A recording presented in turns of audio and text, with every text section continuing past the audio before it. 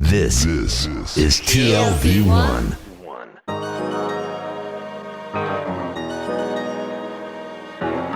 The Tel Aviv Review.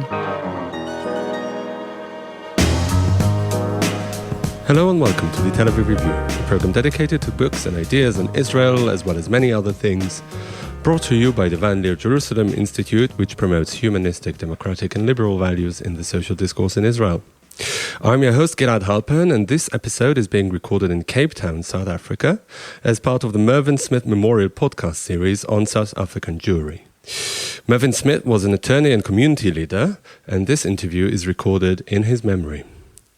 My guest today was a trade unionist and anti-apartheid activist in South Africa from her days as a student in the 1950s throughout decades of exile in London. Her memoir, Radical Engagements, A Life in Exile, is an honest account of a tireless activist. Lorna Levy, hello and welcome to the Tel Aviv Review. Good evening and hello. It's lovely to meet with you and to be talking to you in Cape Town today. Thank you.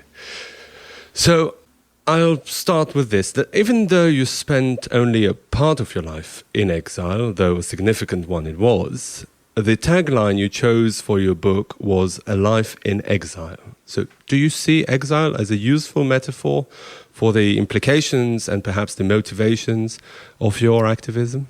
Yes, I think that exile for me was a very formative part, in a sense that I went into exile when I was only in my 20s, and I then spent the rest of my formative adult working life in exile. I think that's why I called it A Life in Exile. I was formed by my views in South Africa, which stayed with me throughout my time in exile. In fact, formed me into the person that I was and am still. But I spent most of my interesting life, I think, in exile. And that is why it shaped me. But that's an interesting question. So tell us about how you became active. How did those radical engagements even start? Engagements, I don't really know why I became radical or why I was different from the people around me. But when I think back, and I think that I try to write this in the book, that as I grew up, I became aware that there was something not right in the arrangements of society around me. I think it's possibly because my father was an attorney and he dealt a lot with past law cases and various human rights issues, that we now call them human rights issues, that something niggled in the back of my mind about this inequality. There would be raids, for instance, I remember as a child, there would be raids in the household next door to us, where in the backyard the servants were brewing liquor, which was illegal for black people to have alcohol. And this brew was being brewed up in the backyard of the house next door to us. And very often I would be wakened at night by police whistles, dogs barking, and people shrieking as arrests were being made. It made me terribly frightened. So I grew up with those kinds of things in the back of my mind.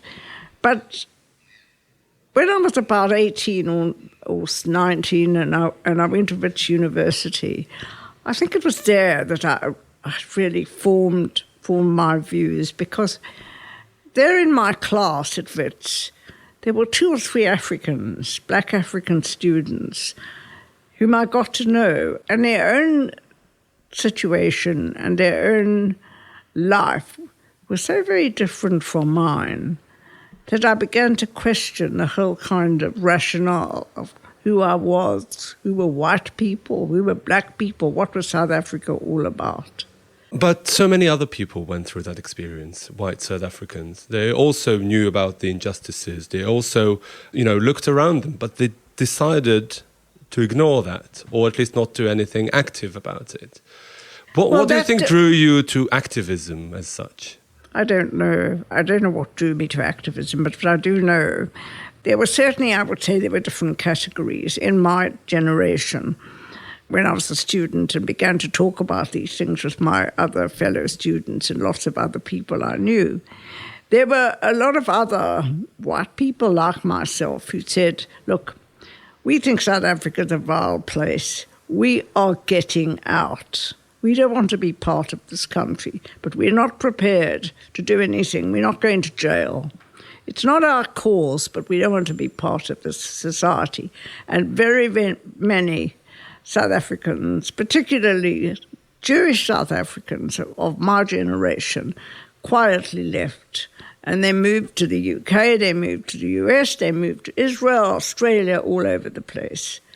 And so there were very few very few people, white people, who decided to do something and to stay, to try to make some sort of a difference. For the rest, people were not really interested. And I find it interesting, having come back to South Africa decades later and meeting up with people of my own age group, not necessarily people that I knew when I was young, because now I'm in Cape Town and before I was in Johannesburg. But none of them claim to have ever supported the apartheid system, when I know that wasn't so. I can't say individually that I know the particular people, but actually looking at the figures and the way in which people behaved, it was quite clear that it was a very comfortable existence that white middle-class people, and indeed people that were not middle class, had certain advantages under the apartheid regime. And they did go along with it.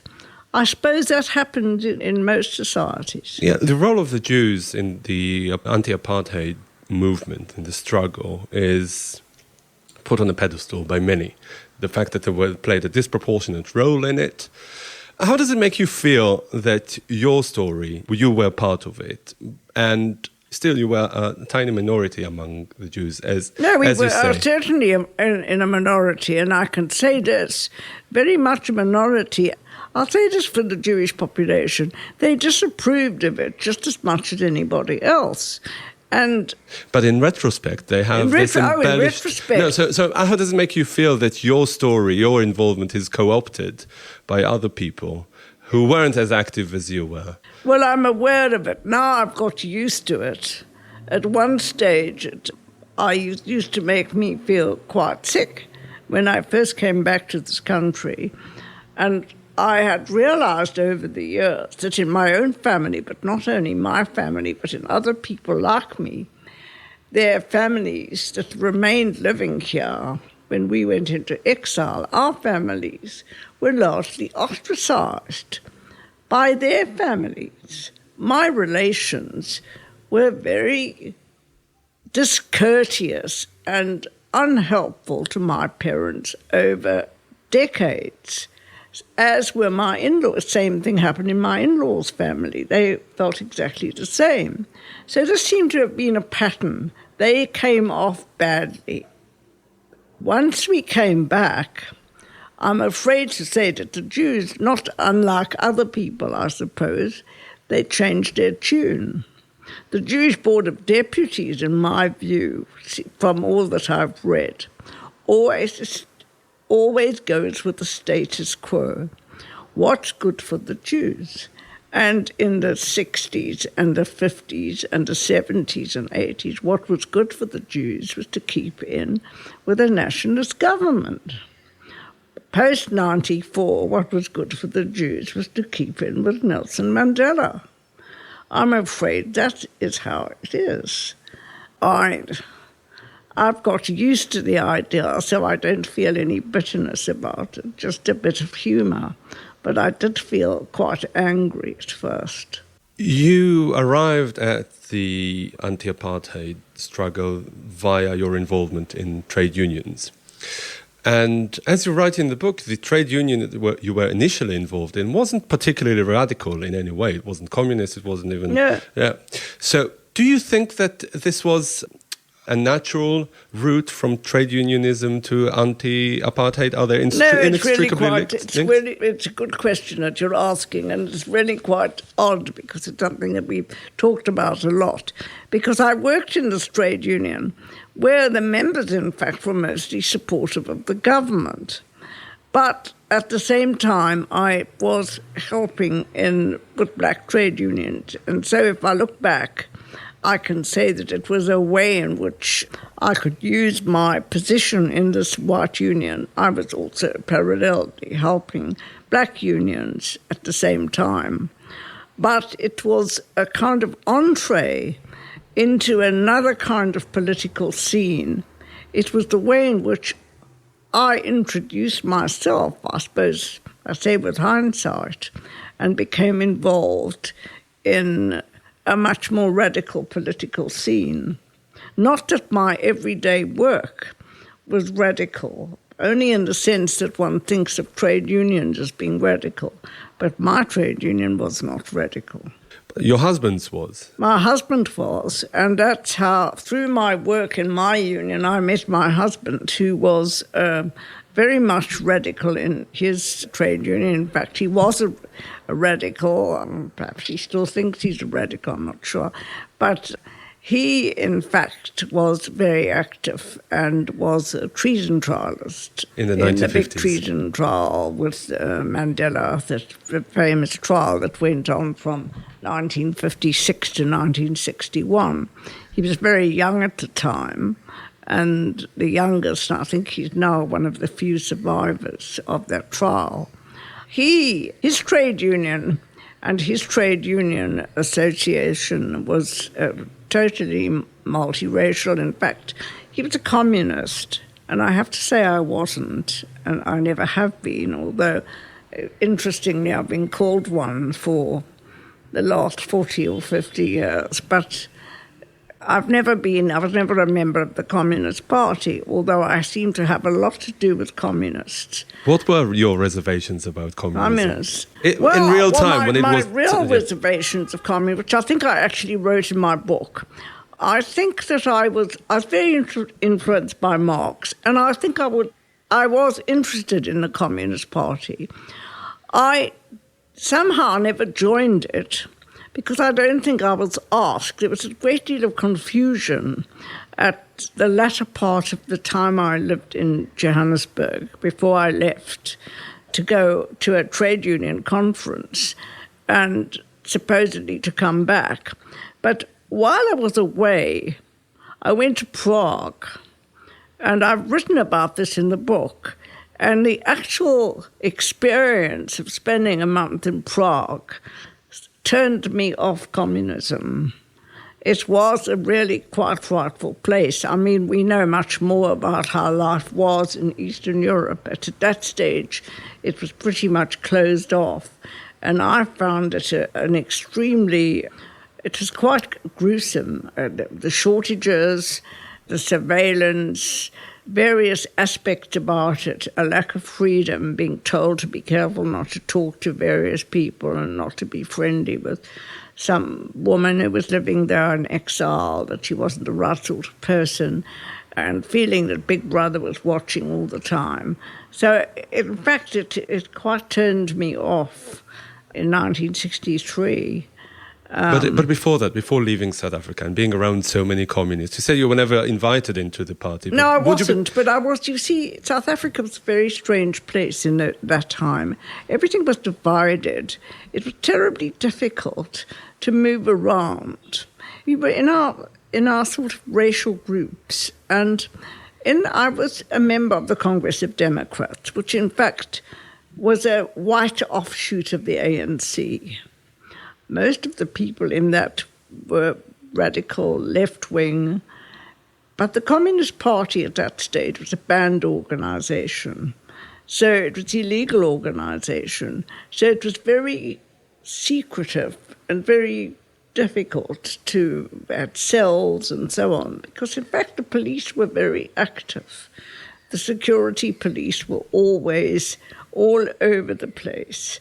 I mean, I remember, for instance, when we got married in 1962, we had a big party to celebrate our wedding. We first had a sort of family luncheon, which my parents gave for the family relations. And then we had a party for all our political friends and so on, a big party. And at this party, which was held in someone's house, there were police vehicles outside. And we didn't know. We were a mixed party of black and white people. It was frowned upon in the time. We didn't know whether the police would come in and search this party or break it up or do. And so that was the kind of atmosphere in which we lived. Did you ever feel that you were risking your life? Your freedom, of course, but your life? No, I don't think so. I think that's one of the beauties about being young. You don't think that these things are going to happen to you, or you don't care. I'm not sure which. But you just do what you think you want to do. Tell us how you ended up in exile. I mean, this is really I ended up in exile in a strange kind of way. I went away to a trade union conference in Paris. And I was to go to do various things because I had a passport. And I was to go to Prague to try to raise more money for the Trade Union Federation in Johannesburg. And then I was to go to one or two other conferences, and then I was supposed to come back. So I was going to be away for about 3 months.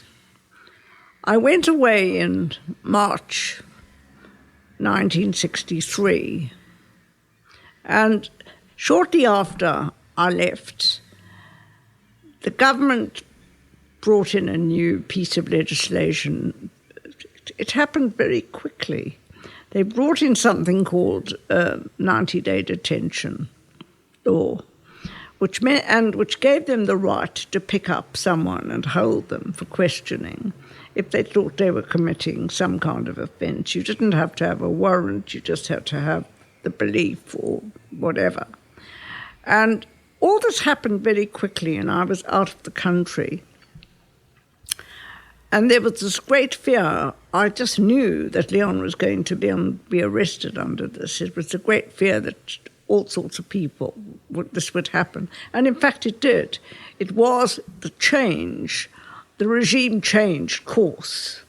So, in actual fact, on a day, and it sounds very dramatic, when I was in Paris and I went in the morning, I got on this bus, we were going to this conference, and I opened the Times, London Times, and I saw this piece about South Africa, and it said that Lorna Levy had been detained under the 90-day detention, the first person to be this new law that had come out, and he had been detained. So it was really, at that time, while I was in Paris, and I only thought about it with hindsight, that is the time when my exile started, because I then was in touch with the family and with people in Johannesburg that day and following days while I was in Paris. And the story was, don't come back. You've finished here. This is going, it's not going to be the same. Stay there. If you come back, you'll get arrested too. And more people were, in fact, arrested. So I would say, and I didn't think about that until many years later, that that's probably when my exile period started. It was a strange way to start because I finished my stay in Paris and I went back to London, where I was staying in a friend's flat who was away. And suddenly, there I was in London. I had a not much money, a passport, South African passport, but didn't have long to run. And now what? A husband in prison. Was I going to live in London? What was I going to do? Where was I going to be? It was quite a moment for me. So I carried on going around and speaking and trying to raise money or consciousness, not money actually, it was really consciousness. There was the anti-apartheid movement in London, which was a growing force. And I have to say that it grew from the 60s all the way right up until the release of Mandela. I think it played a significant role in creating a public awareness about racism, about apartheid, which generation after generation of young people affiliated. So in a way it made more sense to be involved in their activity there in London than coming back here. Well, I couldn't come back anyway, because shortly afterwards my passport expired. I applied for another passport at South Africa House, and it was refused. So that was it. So I was there, and then after a few months, Leon was released, and he took an exit visa, and he joined me in London.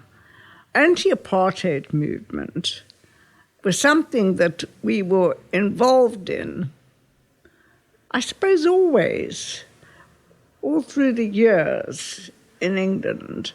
Even when I moved away from the South African struggle, that whole issue of racism and apartheid was something that stayed with me.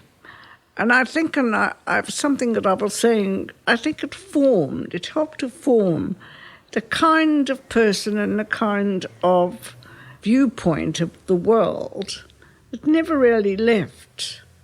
Now I'm back, I live here. We look at various issues that we're confronted with today, like, say, the land question, which goes back 300-400 years, where the land was taken from black people, and how these are problems, or how do you resolve these? I have no idea. It's very complicated, and it's very difficult. I think that part, but having said that, I think as an exile, to go back to the life in exile, there also had to be a moment where you had to look to the future. And there was also a point in my life, because I was about 25 or 26, when I suddenly realized that I might go the same way as the Polish refugees did. Because one of my cousins in London, an English cousin, had told me how the Polish community, never stopped being Polish from the war onwards. And it was 25, 30 years, they still had Polish schools and Polish communities, etc. And I thought there was a very big chance that I was going to drift into the same sort of thing, only it was going to be the South African one. Because a lot of the people that came out of South Africa as exiles in that period were very much older than me and very much older than us. And they had most of their lives behind them. And for me, and it was also necessary, get something to do something with my life, and not live in the past. The past was too short for me. And so that was the moment in which I decided that I was going to throw in my lot with where I was. And I must say it was a very enticing time, because it was the 60s in London. And when you come from a country like this where there was censorship and all kinds of... The Immorality Act. Immorality Act, exactly. There was all sorts of things. And London itself was changing completely, and it wasn't the Beatles that... now it's supposed to be the Beatles that were changed London in the 1960s, but they were just only a tiny sliver. And I didn't take much notice of those long-haired fellows singing those funny songs at the time, although I do like their songs now. But there was this freedom, everything was available, and there was changes were happening in British politics as well. There was freedom of association and books and all kinds of things that we could never have before that we got. But we slowly got more involved in life in the UK. Did you ever think that the anti-apartheid struggle would eventually win, or were you ever disappointed, or did you ever give up? I mean, when you heard that the apartheid regime was about to be over with, what were your thoughts? There are two sides of that. I have to say that through the 70s and 80s, I didn't think that there was ever going to be a change. I must say I didn't ever think I would live here. Never ever thought about that one day I would live in South Africa. Never ever entered my head. The other point was that in the 80s, I got involved with the anti-apartheid struggle again and with the ANC.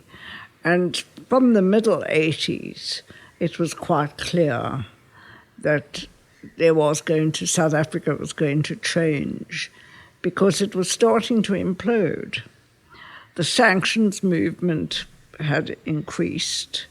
There was so much unrest in South Africa as well. There was a lot of civil disobedience of all sorts. The world was turning against South Africa. There was also the problem with South Africa's debt. The United States decided not to fly into South Africa. So various things. There was a growth of action against South Africa, so that it did look as though change was going to come. And it was very exciting because I did start to be very active in that change. But at the same time, I still didn't think about that I was going to eventually come back here and live. It was just exciting that this was happening after all these years. And I have to say that I did know Nelson Mandela. I had known him from the 60s, from the early days when I acted when I was a young activist, which I didn't mention it. But when I was a young activist and before Mandela was arrested, he was living in hiding in Johannesburg. And I acted as a young girl as a courier. I would take messages and various things. So I got to know him. I would go and visit him in his flat where he was hiding out and would take things. And I was so taken by this man who was a tremendously attractive person in every way. I mean, he was physically a very large, handsome man, but he was also so tremendously charming and interested and keen to hear my views and exchange views. And so I had this very warm feeling towards him as a person. And Winnie, his wife of then, I knew a completely different way because she was a social worker in Johannesburg, and we were quite friendly with her, even after he was arrested. And because he was arrested early on I think in 1961. So to come back to the 80s, so I always had this feeling about Nelson Mandela, Walter Sisulu and Katwada I knew too. And so there was this personal feeling too about these people that had this life imprisonment, that a few of them whom I actually knew. Would I ever see them again? I didn't know. So you don't spend much time in your book, other than discussing your origins, your family origins, talking about your Jewishness. Do you feel that in any way your Jewishness affected your life choices and your engagement in activism, or in a parallel universe, if you had been a non-Jewish South African, you would have ended up on the same route? I think, yes. I think in a way, I think that my knowledge of the Holocaust, I think that part about race laws and racism always worried me. I mean, I couldn't even understand with my relations when I was 15, 16, how they talked about different groups of people. I couldn't understand how Jews could do that, because at the same time I was learning about the Holocaust. And there were these kind of parallels about race laws and removing people and so on. I could never understand that. I have to say, I was never an Orthodox Jew, but always very much a Jew. So if I don't know, people may have their own definitions about what being Jewish is, but I know I've got my definition about what makes me Jewish, and it has something about looking to do something for people, and learning from the race exclusion that Jews have had. I think that did have an impact on me. And do you think that your personal acquaintance with Mandela and the other people in the ANC and the other anti-apartheid organizations helped you perhaps trust another future for South Africa? Did it undo all the suspicion that so many other white South Africans had? I really believed. I believed in non-racialism, multiracialism, and I think that I picked that up through Mandela, Kathrada, and also I think through various associates that my father had, that there was definitely a non-racial aspect, that there could be a country in South Africa that would incorporate everybody. Also based on the Freedom Charter, which said South Africa belongs to all who live in it, and which I thought was a fair way of putting it. All right, Lorna Levy, thank you very much for joining us today. Also, big thanks to Gizem Ozdemir, our sound engineer, to Itai Shelem, our producer, and to the Van Leer Institute, and especially to the Mervyn Smith Memorial Fund for making this interview possible. We would like also to thank Peter Frey and Kerry Shapiro and the Romay Foundation, who made a very generous contribution to the Tel Aviv Review, and to those of you out there supporting us through Patreon. If you like what we do here almost as much as we do, please consider becoming a patron. Just go to our website, scroll down, and click the Become a Patron button. You'll get plenty of perks in return. In the meantime, don't forget to check our archive. There are more than 400 interviews to keep you busy, entertained, and hopefully annoyed.